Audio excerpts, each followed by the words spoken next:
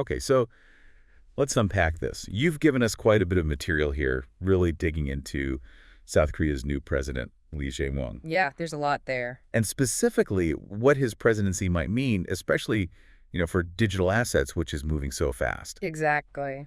So our goal today is to walk you through what these sources say, pull out those key insights, maybe some surprising bits too, Mm-hmm.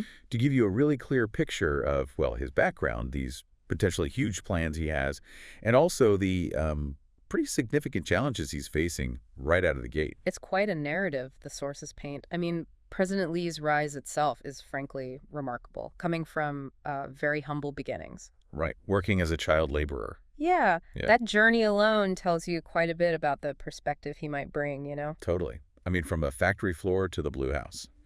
And this wasn't his first attempt, right? He lost the last election, but narrowly. Very narrowly. And he's coming back to power after a really turbulent period, Yoon Suk-yeol's impeachment. Yeah, quite the backdrop. So he's stepping into a, let's say, complex situation. Absolutely. And his background, it seems, is really central to his political identity, as these sources describe it. That path, child labor to human rights lawyer, it really forged a specific kind of politician. The material flags him as left-leaning populist with those deep working class roots.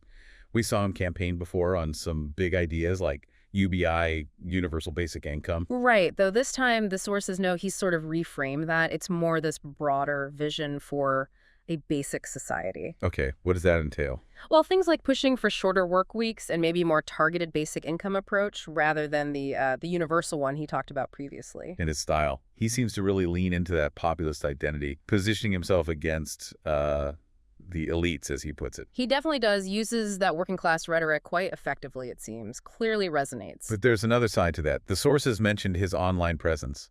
Yeah, it can be quite direct. Maybe combative is the word used. I saw that. And it's seen as part of his strategy. You know, it energizes certain voters, wins over people who feel left out. But the flip side, the critique in the material, is that it might also fuel a more toxic political atmosphere.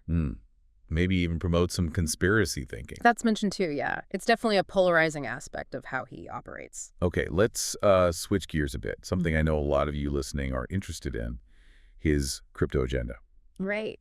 Even though apparently crypto wasn't explicitly in his inauguration speech, more general talk about fintech, emerging tech. Correct, but the sources strongly suggest his intentions regarding digital assets are, well, pretty clear. Okay, so what are we expecting based on the campaign and what his party's been saying? Well, some potentially major policy shifts.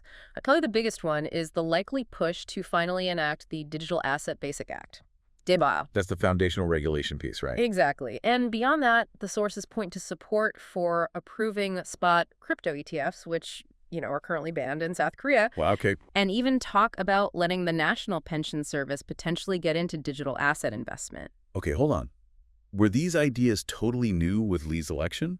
Or was this already bubbling up? That's a really crucial point the sources make. A lot of these regulatory talks, this sort of phased approach for institutions, they were already happening before the election. Okay. And importantly, the material suggests there was pretty broad cross-party support for moving forward on digital assets.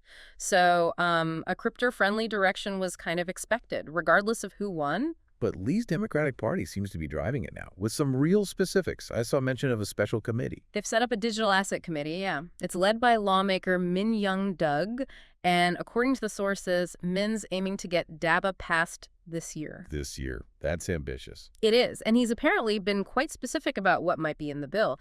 Things like a legally recognized SRO, a self-regulatory body, a clearer system for stablecoin approval, and just generally clearer rules for crypto businesses. That stablecoin part seems particularly interesting. The sources highlighted Lee's own proposal for a one-based stablecoin. Yes, that's definitely one of the more unique ideas discussed. He's suggesting a centralized, fiat-backed stablecoin pegged to the Korean won. Which sounds very different from, say, the Terra Luna situation. Exactly. The sources are careful to draw that contrast. Terra was algorithmic. This proposal is for something centralized, backed by actual fiat, much more aligned with where global regulators seem to be heading. And there was that other interesting angle from Min-young using K-culture, like K-pop and K-dramas, to promote these one-base stablecoins elsewhere in Asia. Yeah, kind of leveraging that soft power for financial tech adoption. It's a novel idea. Plus, the administration seems generally keen on supporting smaller businesses, SMEs, and startups in this space, too. Fits his broader economic message. And what about that one exchange, one bank rule? That's been a bottleneck, right? It has, yeah. It created a sort of monopolistic environment. The sources suggest that's also on the table for reform. So, stepping back, if these policies actually move forward, what's the potential impact on the market, according to the sources? Well, the general feeling described is that it would be a huge regulatory green light. It signals legitimacy, could clear out some of those bottlenecks we mentioned. Move beyond just focusing on compliance. Right. And critically, it could really speed up institutional investment, getting big players properly onboarded into the Korean crypto market. It's seen as a potential game changer. Okay, moving beyond just crypto and the economy. Foreign policy is always huge in South Korea, especially North Korea. What do the sources say about Lee's approach there? It's absolutely central, as you'd expect. His stance, as laid out in the material, is about pushing to reopen communication channels, really trying to get dialogue and peace talks going again. Which is quite a shift from President Yoon's harder line, wasn't it? Oh, definitely. Yoon had really reversed some of the diplomatic efforts from the Moon Jae-in administration before him. Lee seems to be signaling a return towards engagement. And here's a connection I found really striking in the sources. North Korea isn't just a geopolitical issue. It's framed as a major disruptor in the global crypto world. Yeah, that was fascinating. The material, citing reports from places like Chainalysis, directly links North Korea to some massive crypto hacks. They mentioned the alleged Bybit hack possibly being the biggest this year so far. Wow. And the claim is that state-backed groups, like the Lazarus Group you hear about, Right, infamous. they're actively trying to infiltrate crypto firms, sometimes posing as like freelancers or job applicants, believe it or not. And the alleged goal is to steal crypto to fund, well, weapons programs. It's a huge security issue for the entire industry. Jeez. Okay, broadening out, again, his wider diplomacy. Maintaining alliances, but also dealing with China. Yeah, the sources talk about his balanced diplomacy approach. So emphasizing strong ties with the U.S. and Japan, the traditional allies, but also actively seeking, better relations with China. How's that being received? It's mixed, according to the reports. Some see it as pragmatic, just realistic geopolitics. Others worry it might mean drifting away from those traditional Western alliances. It was noted that China's President Xi apparently vowed to strengthen ties after Lee won. Okay, now we have to talk about the political scene he inherits. The sources really detail some serious instability, particularly Yoon's martial law declaration right at the end there. That was just unprecedented, and it meant South Korea saw its second presidential impeachment in less than 10 years. It really highlights the intense political division and turbulence Lee is stepping into. And his response to that, his pledge?